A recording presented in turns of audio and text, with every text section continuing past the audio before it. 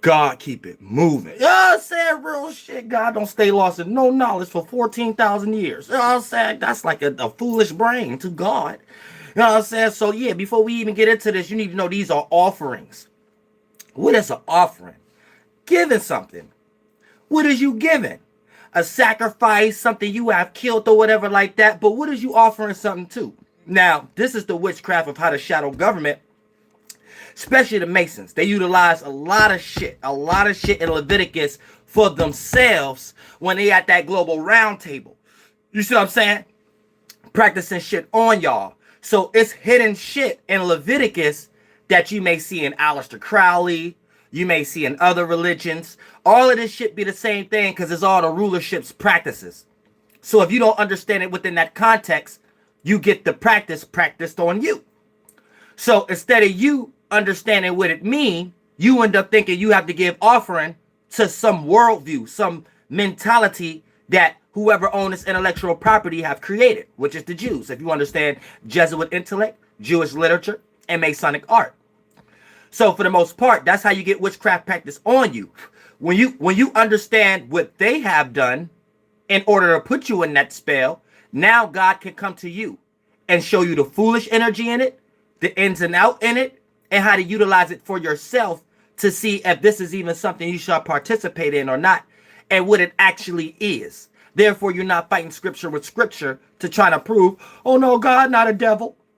No, you know what it's actually pointing to when we start to utilize these terms, so you don't get bumped. All right?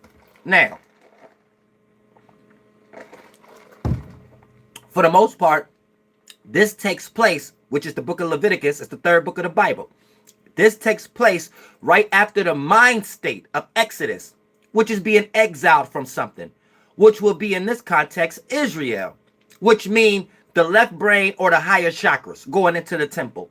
So as within, so without, since it's more spring and summer going towards the eastern continents within Egypt and things of that nature, this was the land correspondence that they called the temple of this water snake we live in. But the dragon, the snake, but at the same time, it's just a correspondence to what we was calling inside of us first, which this is Israel, the temple.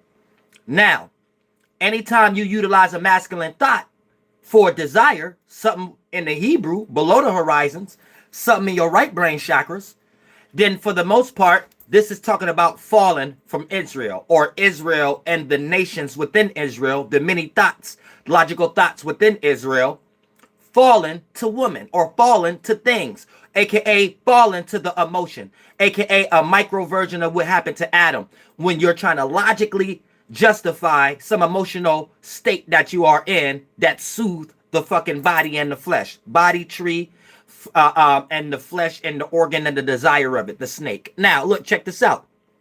So this takes place right after the mind state of Exodus, of being exiled from something, which will be Israel, which means left brain or higher chakras, aka mentalities, coming from your temple, which have fallen from Mount Sinai, aka the temple or the sins you do with your logical thinking, right? So that'd be Mount Sinai, the sins that you do at the mountaintop of up here when you try to logically manipulate something or some circumstance, right? And Leviticus is supposed to be the practices of how to rectify this. Now the shadow government made their god a demon, aka desire, and then for the most part, for your desires to get secured in some way, shape, or form, this is supposed to be the manuscript. You know what I'm saying? So keep that in mind. So that's what Leviticus is all about. It's about giving offerings to your mind state. And your mind state is your desire. And this is what you're calling God within this context. So if you practice these things the right way, you end up getting the benefits of the world, like Solomon did, or something like that. If you get this energy practice on you, then you end up giving your energy to the shadow government who created this intellectual property. And then this is why you complaining about the world, but using this very same thing to think that we need to use this to save the world. But this is the very same thing that's confusing us in the goddamn first place. So Pete motherfucking game. Now let's check this out, Leviticus.